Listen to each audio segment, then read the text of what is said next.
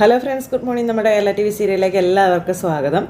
ഇന്ന് ആദ്യം തന്നെ കാണിക്കുന്ന നമ്മുടെ അനിയാട്ടോ. അനിയാണെന്നുണ്ടെങ്കിൽ ആ ഒരു ഹാങ് ഓവറിൽ നിന്ന് മാറാതെ ഇങ്ങനെ ഇരിക്കുക. ആ സമയത്താണ് ഫോണിലേക്ക് ഒരു മെസ്സേജ് വരുന്നത്. അനി വേഗം തന്നെ എടുത്ത് നോക്കിയപ്പോൾ അത് നന്ദുവിൻ്റെ മെസ്സേജ്. അത് ഓപ്പൺ ചെയ്ത് നോക്കി കഴിഞ്ഞപ്പോഴേക്കും അന്ന് ബർത്ത്ഡേ ദിവസം സംഭവിച്ച കാര്യങ്ങൾ 1 by 1 ആയിട്ട് നന്ദു എല്ലാം വളരെ ഡീറ്റെയിൽ ആയിട്ട് പറയുന്നു. ഈ മെസ്സേജ് കേട്ടതിന് ശേഷം നീ എന്നെ വിളിക്കണം, നീ എന്നെ വിളിച്ചില്ലെന്നുണ്ടെങ്കിൽ മര്യാദയ്ക്ക് എനിക്ക് എൻ്റെ ഡ്യൂട്ടി ചെയ്യാൻ പോലും പറ്റില്ല എന്നും ഞാൻ ആകെ നിലതെറ്റി നടക്കുകയാണെന്നും നന്ദു അനിയോട് പറയാം. നീ എന്നെ വിളിക്കാതിരുന്നപ്പോൾ, നീ എനിക്ക് മെസ്സേജ് അയക്കാതിരുന്നപ്പോഴൊക്കെയാണ് നിൻ്റെ വില എത്രത്തോളം, നീ എനിക്ക് എത്രത്തോളം വിലപ്പെട്ടതാണെന്ന് എനിക്ക് മനസ്സിലായത് എന്ന് നന്ദു പറയുന്നു. ഇനി നിൻ്റെ ശബ്ദമൊന്നും കേട്ടില്ലെങ്കിൽ ഞാൻ തകർന്നു പോകുമോ അനി, പ്ലീസ് അനി, എന്നെ ഒന്ന് വിളിക്കടാ എന്നിങ്ങനെ നന്ദു പറയുന്നു. അത് കേട്ടപ്പോഴത്തേക്കും അനിയും ഭയങ്കര നെർവസായി. തൊട്ടടുത്ത നിമിഷം അനി ഫോൺ എടുത്ത് നന്ദുവിനെ വിളിക്കുക. നന്ദു ആണെങ്കിൽ വെയിറ്റ് ചെയ്ത് ഇങ്ങനെ അവിടെ നിൽക്കുന്നു. ഈ സമയത്ത് കോൾ വന്നു. അപ്പോൾ കോൾ എടുത്തപ്പോഴത്തേക്കും നീ എന്നെ ഇത്രയ്ക്കേ മനസ്സിലാക്കിയിട്ടുള്ളൂ അനി എന്ന് നന്ദു ചോദിക്കും കേട്ടോ. അന്നേരം എടി, ഒരു 3-3.5 മണിക്കൂർ കാത്തു നിന്നെന്ന് നീ തന്നെ പറഞ്ഞല്ലോ. അത്രയും സമയം സ്നേഹിക്കുന്ന പെണ്ണിനെ കാത്തു നിൽക്കുന്ന ഒരുത്തൻ്റെ അവസ്ഥ എന്താണെന്ന് നീ മനസ്സിലാക്കണമെന്നും നീ അറിയണമെന്നും അനി നന്ദുവിനോട് പറയുക. പിന്നെ എന്നിട്ട് അവൾ വരാതിരുന്നാലോ? നിനക്ക് അവിടെ വന്നപ്പോൾ കടലിൽ ചാടാൻ തോന്നിയില്ലേ?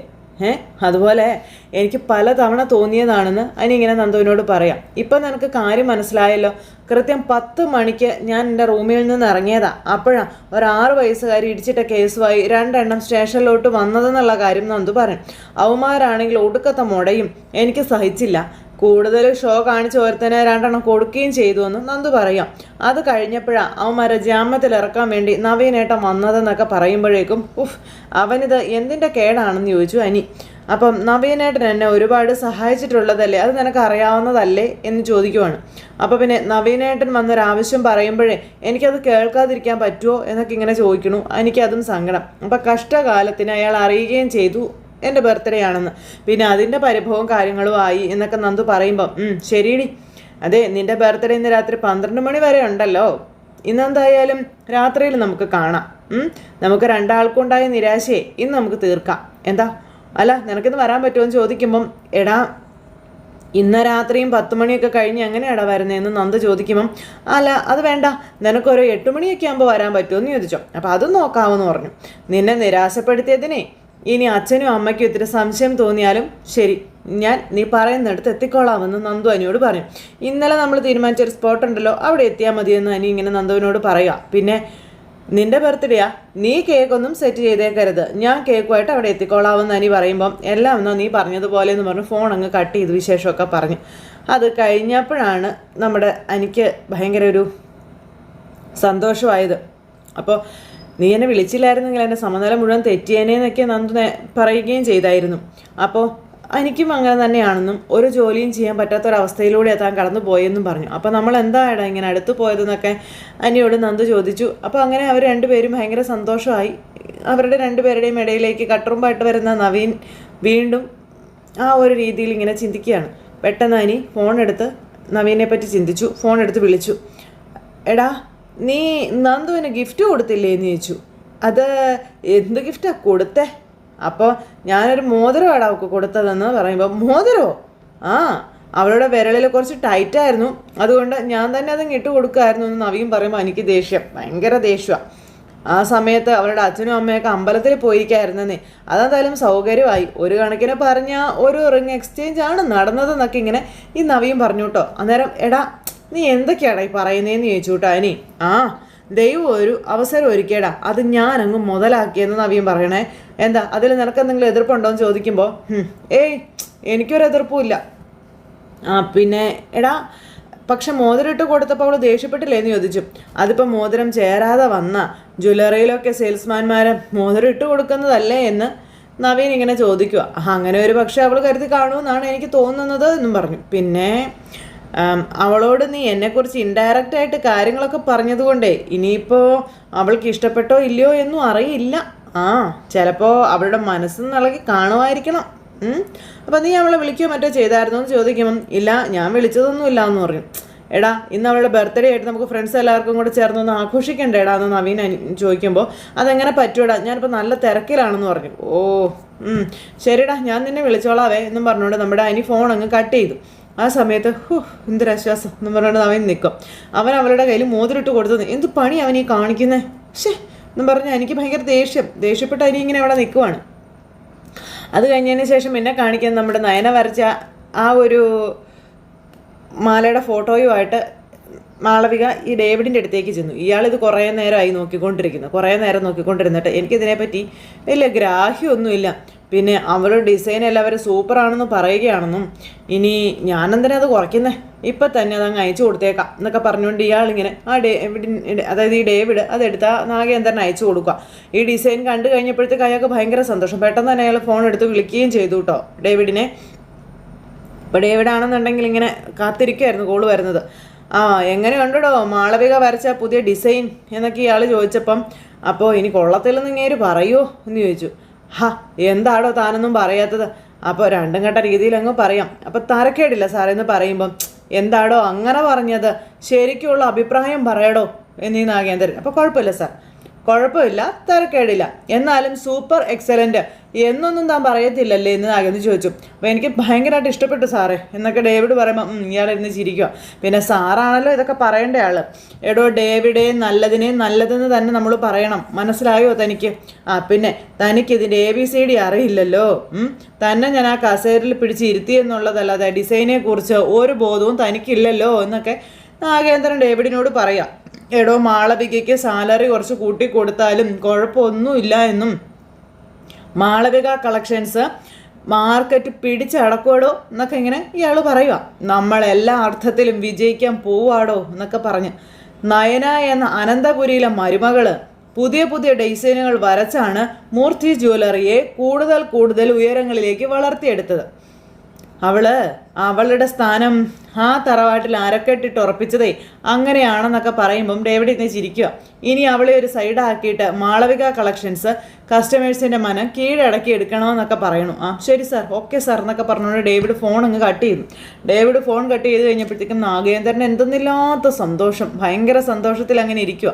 ഈ സമയത്ത് ഡേവിഡ് ആണെന്നുണ്ടെങ്കിൽ സമാധാനമായി, എന്തായാലും ഇത് അയച്ചു കൊടുത്തേക്കാം, ഇതിനീ പറയുന്നത് പോലെ എന്ത് ഭംഗിയാണുള്ളത്, ആർക്കറിയാം ഇതൊക്കെ എന്ന് പറഞ്ഞുകൊണ്ട് 2-3 ഫോട്ടോ എടുത്ത് ഇങ്ങനെ ഡേവിഡ് നോക്കിക്കൊണ്ടിരിക്കുക. അത് കഴിഞ്ഞ് പിന്നെ കാണിക്കുക നമ്മുടെ അനിയാട്ടോ.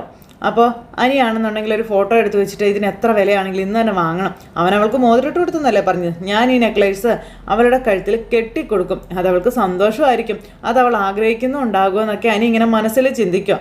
അപ്പോൾ ഞാൻ സ്നേഹിച്ച എൻ്റെ പെണ്ണിനെ തന്നെ അവൻ പോയി കണ്ണു വയ്ക്കുമെന്ന് ആരെങ്കിലും കരുതി എൻ്റെ ദൈവമേ എന്നൊക്കെ പറഞ്ഞ് അനി ഇങ്ങനെ ഇരിക്കുക.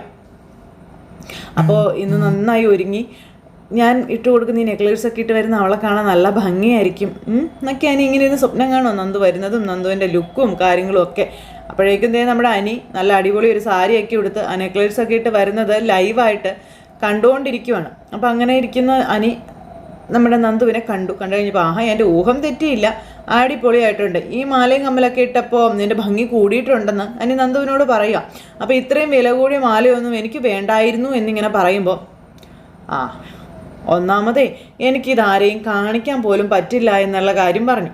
എന്തായാലും ഇതുപോലൊരു ഡയമണ്ട് കമ്മലും മാലയൊന്നും വാങ്ങാൻ എൻ്റെ കയ്യിൽ പൈസ ഇല്ലെന്ന് അച്ഛനും അമ്മയ്ക്കൊക്കെ അറിയാം എന്ന് പറയുമ്പോൾ എന്തായാലും അതുകൊണ്ട് നീ ഇതിപ്പോൾ ആരെയും കാണിക്കാൻ നിൽക്കണ്ട, എനിക്ക് കാണണമെന്ന് തോന്നുമ്പോൾ മാത്രം നീ ഇത് അണിഞ്ഞുകൊണ്ട് വന്നാൽ മതിയെന്ന് പറഞ്ഞു. അല്ല ഞാനിത് എവിടെയാണ് വെക്കുക? അതോ നമുക്കൊരു ലോക്കറിൽ വെച്ചാലോ, ഞാൻ നിനക്ക് വേണ്ടി ഒരു അക്കൗണ്ട് തുടങ്ങാം, അപ്പോൾ അതിൻ്റെ ഒന്നും ആവശ്യമില്ല, എനിക്ക് അക്കൗണ്ടൊക്കെ ഉണ്ട്, ഞാനേ അവിടുത്തെ ലോക്കറിൽ വെച്ചോളാമെന്ന് നന്ദു. അങ്ങനെ ബാങ്ക് ലോക്കറിൽ നീ ഞാൻ തന്ന ആഭരണങ്ങൾ വെക്കുന്ന കൂട്ടത്തിൽ എൻ്റെ ഹൃദയം കൂടി നീ ഇന്നങ്ങ് ആ ലോക്കറിലേക്ക് വെച്ചേക്കണം കേട്ടല്ലോ, നിൻ്റെ ഉള്ളിൽ, മനസ്സിലായോ? അങ്ങനെ അനി നന്ദുവിനെ കെട്ടിപ്പിടിക്കുന്നു. അങ്ങനെ അവർ രണ്ടുപേരും കൂടെ ഇങ്ങനെ നിൽക്കുന്നതൊക്കെ സ്വപ്നം കണ്ട് ഇങ്ങനെ ഇരിക്കുക, പണിയെടുക്കുന്നില്ല. നന്ദുവിനെ സ്വപ്നം കാണലാണ് അനിയുടെ മെയിൻ പണി. അപ്പോഴാണ് അവിടുത്തെ ഒരു സ്റ്റാഫ് ഒരു ഫയലുമായിട്ട് അങ്ങോട്ടേക്ക് വരുന്നത്. വന്ന് കയറിയപ്പോഴത്തേക്കും അദ്ദേഹത്തിനോട് ദേഷ്യപ്പെട്ടു. ഇതെന്തേ കാണിക്കുന്ന, നോക്കിയായിട്ട് കയറി വന്നൂടെ എന്നൊക്കെ ചോദിച്ചു. അല്ല സാർ, ഒരു ചെക്ക് സൈൻ ചെയ്യാനുണ്ടായിരുന്നു, അപ്പോൾ അതൊക്കെ സൈൻ ചെയ്തോളാം, ഇവിടെ വെച്ചേക്കാൻ പറഞ്ഞു. അങ്ങനെ അദ്ദേഹം ഇറങ്ങിപ്പോയി. അനിയാണെന്നുണ്ടെങ്കിൽ വീണ്ടും സ്വപ്നലോകത്തേക്ക് പറന്ന് പോവുകയാണ്. അപ്പോൾ ഇന്ന് അവളെ കാണുന്നതിനെ പറ്റിയുള്ള ചിന്തകളാണ് എനിക്ക് മൊത്തം. ഈ സമയം പിന്നെ കാണിക്കുന്നതെന്ന് പറഞ്ഞിട്ടുണ്ടെങ്കിൽ ആദർശും മാളവികയും കൂടി ചേർന്ന് നയനയും കൂടി ചേർന്ന് കണ്ട് സംസാരിക്കണം. അവിടുത്തെ ഓരോ ഡീറ്റെയിലും മാളവിക പറഞ്ഞു കൊടുക്കുകയാണ് ആദർശിനും നയനയ്ക്കും. വിവരങ്ങളെല്ലാം അവർക്ക് പറഞ്ഞു കൊടുത്തതിന് ശേഷം മാളവിക അങ്ങ് പോയി. അപ്പം മാളവിക പോയി കഴിഞ്ഞപ്പോൾ ആദർശ് നയനയോട് പറയുവാണ്, അവൾ എന്തിനും തയ്യാറായി തന്നെയാണ് നിൽക്കുന്നത്, അതൊരു വലിയ ഭാഗ്യം തന്നെയാണ് നയനേന്ന്. ആ ഭാഗ്യം ഒരിക്കലും അവൾക്ക് ദോഷമായി വരരുതെന്ന് നയന പറയുമ്പം അതുകൊണ്ടല്ലേ ആരും കാണാതെ വരാൻ ഞാൻ പറഞ്ഞതെന്ന് ആദർശ് പറയുക. എന്ന് മാത്രമല്ല, നമ്മൾ ഈ കണ്ടുമുട്ടുന്ന സ്ഥലങ്ങളൊക്കെ വളരെ സേഫാണ്, ഇവിടെ ഈ പരിസരത്ത് പോലും ഓരോ CCTV ക്യാമറ ഇല്ല എന്നൊക്കെ ആദർശ് പറയുമ്പം അതൊന്നും അല്ല ആദർശ് ചേട്ടാ, അവൾ ഈ അന്വേഷണമൊക്കെ നടത്തുമ്പോഴേ അവർക്ക് സംശയമൊന്നും തോന്നരുത്. ആദർശേട്ടൻ പലപ്പോഴും അവളോട് പറയുന്നത് ഡേവിഡിനോട് സംസാരിക്കുമ്പോൾ തന്ത്രപൂർവ്വം നമുക്ക് വേണ്ടുന്ന കാര്യങ്ങൾ ചോദിച്ചു മനസ്സിലാക്കണമെന്നുള്ളതല്ലേ എന്ന് നയന ചോദിച്ചു. പിന്നെ അതിനു വേണ്ടിയിട്ട് അവൾ പല ചോദ്യങ്ങളും ചോദിക്കുമ്പോൾ അയാൾ നിസ്സാരക്കാരനല്ല, ബിസിനസ്സിൽ വിജയിച്ച ഒരാളാണ്. അയാൾക്ക് എന്തെങ്കിലും സംശയം തോന്നിയാലുണ്ടല്ലോ പിന്നെ മാളവികയെ അയാളുടെ ആൾക്കാർ ഫോളോ ചെയ്യുമെന്നുള്ള കാര്യം 100% ഉറപ്പാന്ന് പറയും. അയാൾ അത്ര വലിയ ബുദ്ധിമാനൊന്നും അല്ലെന്നേ, അയാളെ MD സ്ഥാനത്ത് നിയമിച്ചവരാണ് ബുദ്ധിയുള്ളവരെന്ന് ആദർശ് നയനോട് പറഞ്ഞു. അവരെ കണ്ടെത്താൻ വേണ്ടിയിട്ടല്ലേ നമ്മൾ ഈ ശ്രമങ്ങളൊക്കെ നടത്തുന്നതെന്നൊക്കെ പറയുമ്പം അയാൾക്ക് ബുദ്ധിയില്ലാന്ന് നമുക്ക് എങ്ങനെ പറയാൻ പറ്റും? അയാൾക്ക് ഡിസൈനെ പറ്റി യാതൊരു ബോധമില്ലെന്നല്ലേ മാളവിക പറഞ്ഞതെന്ന് ആദർശ് നേരം തിരിച്ചു ചോദിച്ചു. അവളെ ഇൻ്റർവ്യൂ നടത്തിയപ്പം നീ വരച്ച ഡിസൈൻസ് ഒന്നും കൊള്ളത്തില്ലെന്നല്ലേ ആദ്യം അയാൾ പറഞ്ഞതെന്നും പിന്നെ അതേപ്പറ്റി ബോധമുള്ള ആരോ ആണ് അത് എക്സലൻ്റ് എന്നുള്ള മറുപടി കൊടുത്തതെന്നുള്ള കാര്യവും പറയുക. അങ്ങനെ മറുപടി കൊടുത്തവരെ നമുക്ക് കണ്ടെത്തണം. അപ്പം മറിഞ്ഞിരിക്കുന്നവരെ അത്ര പെട്ടെന്ന് കണ്ടെത്താൻ കഴിയുമെന്ന് എനിക്ക് തോന്നുന്നില്ല ആദർശേട്ടാ എന്ന് നയന പറഞ്ഞപ്പോൾ അത് എനിക്കും അറിയാവുന്ന കാര്യം തന്നെയാണല്ലോ. അല്ലെങ്കിൽ കിരണിൻ്റെ ഫ്രണ്ട് സേവിയർ അവരെപ്പോഴേ കണ്ടെത്തിയാനെ. എന്തായാലും ഗൾഫിലേക്ക് ഞാൻ അന്വേഷണവും കാര്യങ്ങളൊക്കെ നടത്തുന്നുണ്ടെന്നും നീ വന്നേ നമുക്ക് പോകാമെന്നും ആദർശ് പറഞ്ഞ് അങ്ങനെ അവർ രണ്ടുപേരും കൂടി അവിടെ നിന്ന് അങ്ങ് പോണു. അത് കഴിഞ്ഞ് പിന്നെ കാണിക്കുന്നതെന്ന് പറഞ്ഞിട്ടുണ്ടെങ്കിൽ നമ്മുടെ അബി ഇങ്ങനെ ഇരിക്കുമ്പോൾ അബി അങ്ങോട്ടേക്ക് വന്നു. എന്താ ഐഡിയെന്ന് ചോദിച്ചു. എല്ലാം ഓക്കെ ആടാ, ഇനി നല്ലൊരു സമയം നോക്കി ജോയിൻ ചെയ്താൽ മാത്രം മതിയെന്ന് നവ്യ അബിയോട് പറയപ്പോൾ അബിക്ക് ഭയങ്കര സന്തോഷം. ഇപ്പോൾ അവർക്ക് മറ്റൊരു ബ്രാഞ്ച് കൂടി വരുന്നുണ്ടല്ലോ, മിക്കവാറും നിന്നെ അതിൻ്റെ മാനേജർ ആക്കാനുള്ള എല്ലാ ചാൻസും ഉണ്ടെന്ന് പറഞ്ഞു. അയ്യോ ഞാനോ? ഞെട്ടിയോ? അയ്യോ അബീനെ സന്തോഷം ഒന്ന് കാണണം. എടാ ഞാൻ ആ കമ്പനിയുടെ മോഡലായ ശേഷമേ കമ്പനി ഒരുപാട് മുകളിലേക്ക് പോയി. പിന്നെ അതിൻ്റെ നന്ദിയാണ് അവർ കാണിച്ചുകൊണ്ടിരിക്കുന്നത്. പിന്നെ മൂർത്തി ജ്വല്ലറിയിൽ ജോലി ചെയ്തതിൻ്റെ പരിചയവും കാര്യങ്ങളൊക്കെ ഉണ്ടല്ലോ, ആ ഒരു എക്സ്പീരിയൻസ് ഡേവിഡ് സാർ എന്തായാലും പരിഗണിച്ചിട്ടും ഉണ്ടെന്നും നവ്യ അബിയോട് പറയുന്നു. ഇനി എങ്ങനെയെങ്കിലും നീ മുത്തശ്ശനോടും മുത്തശ്ശിയോടും കാര്യം പറയണം. കിട്ടിയ അവസരം നഷ്ടപ്പെടാതിരിക്കാൻ നമുക്ക് നോക്കണമെന്ന് പറയുമ്പം ഇവിടെയുള്ളവർ ഞാനിവിടെ നിന്ന് പോയപ്പോൾ നിനക്ക് ജോലി കിട്ടുന്നതിന് വലിയ താല്പര്യം കാര്യങ്ങളൊന്നും കാണിച്ചില്ലായിരുന്നു. ആ സമയത്ത് നീയും അവിടെ ഇരുന്ന് പരുങ്ങുന്നതേ ഞാൻ കണ്ടതാ. അപ്പോൾ അബിക്ക് ഭയങ്കര വിഷമം. എടാ നിൻ്റെ മുത്തശ്ശൻ്റെ മുന്നിൽ തലയുയർത്തിപ്പിടിച്ച് തൻ്റെ ഇടത്തോടു കൂടി നിന്ന് പറയണം, ഞാൻ AN ജ്വല്ലറിയുടെ പുതിയ ബ്രാഞ്ചിൻ്റെ പുതിയ മാനേജറാണെന്ന്. ഇവിടെയുള്ളവർക്കല്ലേ നിനക്ക് ജോലി തരാൻ പ്രയാസം, അവരല്ലേ നിൻ്റെ ഉള്ള ജോലി കൂടി കളഞ്ഞതെന്നൊക്കെ നവ്യ ഇങ്ങനെ അഭിയോട് ചോദിക്കുമ്പോൾ അഭി ഇങ്ങനെ നോക്കുക. അത് തെറ്റായി പോയിന്ന് നിൻ്റെ മുത്തശ്ശന് ബോധ്യം വരണ്ടേടാന്ന് നവ്യ ചോദിച്ചേ. അങ്ങേര് മൂത്ത കൊച്ചുമോനെ പുറത്താക്കിയപ്പോഴേ ശരിക്കും പറഞ്ഞാൽ ആ സ്ഥാനത്ത് നീ ആയിരുന്നു വരേണ്ടിയിരുന്നതെന്നൊക്കെ നവ്യ പറഞ്ഞപ്പം അതിന് ഞാൻ അനന്തപുരിയിലെ സന്തതി അല്ലല്ലോ എന്ന് അബി. അതുകൊണ്ട് പുറത്തുള്ളൊരു കമ്പനിയുടെ MD ആക്കിയാലും എന്നെ ആ സ്ഥാനത്തേക്ക് കിളവൻ എത്തിക്കത്തില്ല എന്ന് പറഞ്ഞു. അപ്പം നിനക്കിനി അതിൻ്റെ ഒന്നും ആവശ്യം വരത്തില്ല. നീ നന്നായിട്ട് പെർഫോം ചെയ്യുകയാണെന്നുണ്ടെങ്കിൽ AN ജ്വല്ലറി കേരളത്തിൽ മൊത്തം വ്യാപിക്കാൻ പോവുകയാണെന്നും അങ്ങനെയാണെങ്കിൽ കുറച്ച് ബ്രാഞ്ചുകളുടെ ചാർജ് നിന്നെ അവരെ ഏൽപ്പിക്കുമായിരിക്കുമെന്നൊക്കെ നവ്യ ഇങ്ങനെ തട്ടി വിടുന്നു അഭിയോട്. അത് കഴിഞ്ഞ് പിന്നെ മൊത്തം നീ നോക്കാൻ പറയുമെന്നും അങ്ങനെ വന്നാൽ എനിക്ക് പരസ്യത്തിൽ പോലും അഭിനയിക്കാൻ പിന്നെ പോവണ്ട, ലക്ഷങ്ങളായിരിക്കും നിൻ്റെ കയ്യിലേക്ക് വരാൻ പോകുന്നത്. പിന്നെ അധികാരം കിട്ടുമ്പം കളവും ചതിയൊന്നും ചെയ്യാതിരുന്നാൽ മതിയെന്ന് പറഞ്ഞു നവ്യ. അപ്പം അതൊക്കെ ഞാൻ നിർത്തിയടി. എന്നിട്ട് നന്നാവാൻ തീരുമാനിച്ചപ്പോഴല്ലേ എന്നെ എല്ലാവരും ജയിലിൽ കയറ്റുന്ന കമ്പനിയിൽ നിന്ന് പുറത്താക്കിയതോ എന്നൊക്കെ പറഞ്ഞപ്പം അതിനുള്ള പകരം വീട്ടിലും കൂടിയാണിതെന്ന കാര്യം നവ്യ പറയുന്നു. ഞാൻ ഡേവിഡ് സാറിന് വാക്ക് കൊടുത്തിട്ടുണ്ട് പറയുന്ന സമയത്ത് നീ ജോയിൻ ചെയ്തോളാമെന്നുള്ളത്. ഇനി നീ എനിക്കൊപ്പം നിൽക്കണമെന്ന് അബിയോട് പറയണം. ഈ വീട്ടിലുള്ളവരോട് നിനക്ക് തൻ്റെ ഇടത്തോടെ കാര്യം പറയാൻ പറ്റുന്നില്ലെങ്കിൽ ഞാൻ പറഞ്ഞോളാം, നീ എൻ്റെ ഒപ്പം നിന്ന് തന്നാൽ മാത്രം മതി. നാളെ നമ്മുടെ കുഞ്ഞ് സ്കൂളിൽ പോകുന്ന സമയത്ത് അവന് പറയാൻ പറ്റണം അവൻ്റെ അച്ഛൻ നല്ലൊരു പൊസിഷനിലുള്ള ആളാണെന്നൊക്കെ പറഞ്ഞുകൊണ്ട് നവ്യ അവിടെ നിന്ന് അങ്ങ് പോയി. നവ്യ അങ്ങ് പോയി കഴിഞ്ഞപ്പോൾ വീണ്ടും കുറുക്കൻ്റെ മോന്തയായിട്ട് ഇങ്ങനെ നിൽക്കുക അഭി. അത് കഴിഞ്ഞതിന് ശേഷം പിന്നെ കാണിക്കുന്നവിടെ അനി പുറത്തേക്ക് പോകാൻ റെഡി ആവുക. എന്നിട്ട് പിന്നെ ക്യാമറ എടുത്ത് തന്നെ ഗ്ലാമറൊക്കെ നോക്കി. എടാ നിന്നെപ്പോലെ തന്നെയാണ് അവളും, വലിയ മേക്കപ്പൊന്നും ഇല്ലാത്ത ആളാണ്, പക്ഷേ എൻ്റെ അടുത്ത് വരുമ്പോൾ മാത്രം അവൾ ഒരുങ്ങിച്ചമ്മ ഞാൻ വരുന്നതെന്ന് അനി ഇങ്ങനെ ക്യാമറയെ നോക്കി പറയും. അപ്പം ഞാനും ഒട്ടും മോശമാകാൻ പാടില്ല എന്നൊക്കെ പറഞ്ഞുകൊണ്ട് ഇങ്ങനെ നോക്കിക്കൊണ്ടിരിക്കുമ്പോൾ അമ്മ അതേ അങ്ങോട്ടേക്ക് ചായയായിട്ട് കയറുന്നു. എന്താണ് നീ ഒറ്റയ്ക്ക് സംസാരിക്കുന്നതെന്ന് ചോദിച്ചു. ഒന്നുമില്ല അമ്മയെന്ന് പറഞ്ഞു. നീ എങ്ങോട്ടെങ്കിലും പോവുകയാണോ എന്ന് ചോദിക്കുമ്പം അതെ ഒന്ന് പുറത്തേക്ക് പോകണമെന്ന് പറഞ്ഞു. രാവിലെ മുതൽ ഞാൻ നിന്നെ ശ്രദ്ധിക്കുക, ഇന്നത്തെ ദിവസത്തിനൊരു പ്രത്യേകതയുണ്ട്, അതേപ്പറ്റി നീ പറയുമെന്ന് ഞാൻ കരുതിയത് എന്നിങ്ങനെ അമ്മ പറയുമ്പം എന്നാ അതേപ്പറ്റി നീ ഇതുവരെ ഒന്നും പറഞ്ഞില്ലല്ലോ. ഇന്നെന്താമേ പ്രത്യേകത? എടാ നിൻ്റെ അച്ഛൻ്റെ ജീവിതത്തിലേക്ക് ഞാൻ വന്ന ദിവസമായി എന്നു പറഞ്ഞു. അയ്യോ ഞങ്ങളുടെ വെഡ്ഡിങ് ആനിവേഴ്സറി ആടാ എന്ന്. അയ്യോ ഞാൻ അതും പോയി, അതും പൊളിഞ്ഞു. മാർച്ച് 16 ഷോ പറഞ്ഞതുപോലെ അത് ശരിയാണല്ലോ. എല്ലാ വെഡ്ഡിങ് ആനിവേഴ്സറിക്കും നീ എനിക്കൊരു ഗിഫ്റ്റ് തരാറുള്ളതാ. ഈ തവണ അതൊന്നും ഇല്ലാതെ പോയല്ലോ എന്നൊക്കെ പറയുമ്പം അതമ്മേ അത് പിന്നെ ഞാൻ എന്നും പറഞ്ഞിരിക്കുമ്പോഴേക്കും അവിടെ ഒരു കവർ ഇരിക്കുന്നത് കണ്ടു. ആ കവർ എന്താ അത് എന്ന് ചോദിച്ചു. അതൊന്നുമില്ലമ്മേ, എന്തെങ്കിലും ഉണ്ടെന്ന് ഞാൻ നോക്കട്ടെ എന്ന് പറഞ്ഞിട്ട് അമ്മ ചെന്ന് അതെടുത്ത് നോക്കുമ്പോൾ നന്ദുവിന് മേടിച്ച് വെച്ച നെക്ലേസ്. അപ്പോൾ ഇന്ന് ഞങ്ങളുടെ വെഡ്ഡിങ് ആനിവേഴ്സറി ആണെന്ന് അറിയാത്തതുപോലെ നടന്നിട്ട് എന്നെ ഞെട്ടിക്കാനായിരുന്നു എൻ്റെ പ്ലാൻ അല്ലേ എന്നൊക്കെ അമ്മ ചോദിച്ചു. ആ നെക്ലേസ് അങ്ങ് എടുത്തു. ഇനിയൊന്നും പറയണേ, എനിക്ക് ഇഷ്ടപ്പെട്ടു എന്ന് പറഞ്ഞു അമ്മ അതെടുത്ത് കഴുത്തേലേക്ക് വെച്ചു. എൻ്റെ ഈശ്വര, അച്ഛൻ്റെ അമ്മയുടെ വെഡ്ഡിങ് ആനിവേഴ്സറിയും അവളുടെ ബർത്ത്ഡേ ഒരേ ദിവസം തന്നെയായിരുന്നു എൻ്റെ ഭഗവാനെ എന്ന് പറഞ്ഞുകൊണ്ട് അനി ഇങ്ങനെ നിൽക്കുന്നു. കാമുകിക്ക് മേടിച്ച നെക്ലേസ് അമ്മ എടുത്ത് കൈക്കലാക്കി ആ ഒരു സിറ്റുവേഷൻ കാണിച്ചുകൊണ്ട് ഇന്നത്തെ നമ്മുടെ കഥ അവസാനിച്ചു. അപ്പോൾ എല്ലാവരും കാത്തിരുന്ന് കാണണം കേട്ടോ. എല്ലാവർക്കും നല്ലൊരു ദിവസം ആശംസിക്കുകയാണേ. എല്ലാവരും തരുന്ന സപ്പോർട്ടിനും സ്നേഹത്തിനും ഒത്തിരി ഒത്തിരി ഒത്തിരി നന്ദി ഹൃദയത്തിൻ്റെ ഭാഷയിൽ അറിയിക്കുന്നു. അടുത്ത സൂപ്പർ ഹിറ്റ് കഥയുമായി കാണുന്നത് വരെ എല്ലാവർക്കും ടാറ്റാ.